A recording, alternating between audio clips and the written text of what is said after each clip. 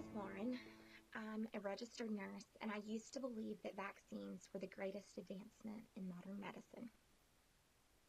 I used to believe that the adverse effects were nearly non-existent until my own children were injured by vaccines. Almost every parent is pro-vaccine until it's their child who's harmed. It's time that I tell my story and quit allowing the opinions of others to intimidate me into remaining silent. Vaccine injury is not rare. My first child was vaccinated on the recommended schedule, and to my knowledge at the time, she had no adverse effects. Years later, when questioning vaccines became more mainstream, I started looking into things on my own. I found out that the rotavirus vaccine can cause intussusception. In 2008, just a few weeks after my oldest child received the rotavirus vaccine, she was hospitalized with intussusception.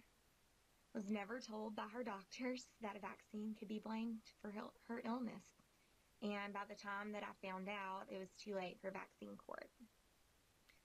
I still believe that the risk of vaccines were worth the benefits, and I continued to vaccinate my children, but on a delayed schedule. In 2015, I had to put my children in daycare while I was working and going to school. And in Mississippi, children are required to be up to date on vaccines to attend school or daycare, as there's no religious or personal exemption. So I took my children to receive just enough vaccine so that they would be considered compliant. Over the next few days, my son had a fever that reached 104 degrees. Over the next few weeks, my once happy 1-year-old turned into a completely different kid. At daycare, he would sit and stare into space. He showed no interest in toys or other children. He would cry inconsolably at times. During that time, he continued to have fevers off and on of 100 to 103 degrees. I knew something wasn't right. I took him to the doctor several times, over and over, and was told that he must have a virus. Then I received a phone call from the daycare that he'd been having inconsolable crying spells, followed by falling asleep in the floor for several hours, and that something wasn't right and that I should come and get him. I took him to the doctor again and was told again that he probably just had a virus. He screamed that entire night, and the next day I spent 4 hours trying to console him while he writhed, thrashed, and slung his head back, arching his head back over and over. He wouldn't eat, he wouldn't interact, and I felt like no one would help me. I finally called the doctor's office and let them know that we were coming in. After the doctor saw what was going on, he sent us to LeBonner Children's Hospital in Memphis. We spent over a week in LeBonner. On our third day there, my son would not make eye contact. He couldn't talk. He couldn't walk. And he spent the whole day thrashing, screaming, arching his back, throwing his head back over and over.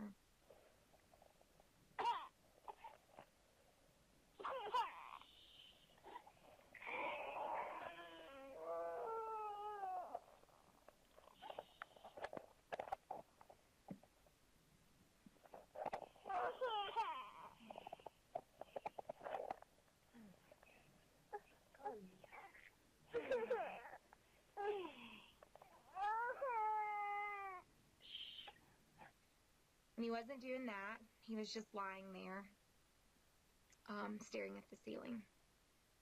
He was treated for encephalitis of unknown origin. I was afraid to mention his recent vaccines to the doctors because I thought I would just be blown off. I felt guilty for going against my instinct and having him vaccinated. Thankfully, my son made a full recovery. At our follow-up visit, I worked up the nerve to ask his doctors if his illness could have been related to his vaccines. They all agreed that it was very likely that vaccines were responsible for my son's illness, and they were prepared to write him a medical exemption until they found out that we lived in Mississippi. In Mississippi, a doctor's word is not good enough. Doctors of Mississippi patients are required to send a written request to the State Department of Health and their requests are denied or granted by a doctor who's never laid eyes on the child. Many doctors receive backlash from the health department for writing exemptions that don't meet a small list of conditions that they feel warrants an exemption. Even though his reaction fell well within those guidelines, his Tennessee doctors were too intimidated by that policy to write him an exemption. It took 6 months of jumping through hoops to finally obtain an exemption for my son.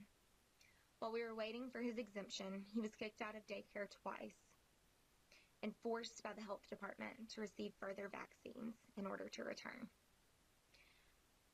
As if what we'd been through wasn't enough, months later, while I was looking at his VAERS report and his shot records, I noticed that something didn't look right. According to his VAERS report and his shot records, the vaccine that he was given before he ended up in the hospital were the DTaP, the MMR, and the Kenrix. The Kenrix is a combination vaccine that contains DTaP and polio. So not only was my son given a vaccine meant for a 4-year-old, he was given 2 doses of the same vaccine. I went to the health department where he received his shots with his records and asked to speak with a nurse, and I just wanted to know why I hadn't been contacted about the error.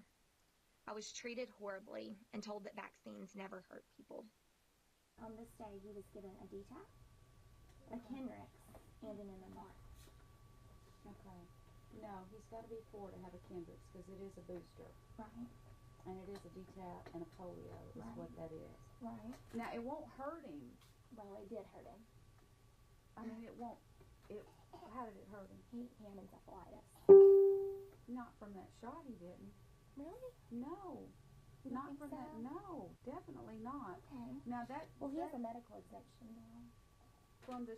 He doesn't have to take the Kendricks when he gets doesn't 4. have to take any shots anymore. And I just now found out that he was given the wrong vaccine. Well, now the vaccines will not hurt him. He'll run some fever and he'll be No, tender, but vaccines do hurt people.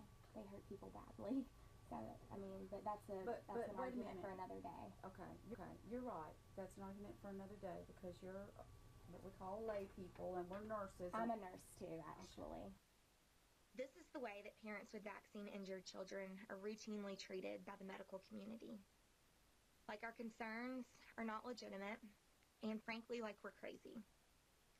This is why I want you to hear my story and the stories of so many other parents with similar stories. I want you to know that vaccine injury is not rare.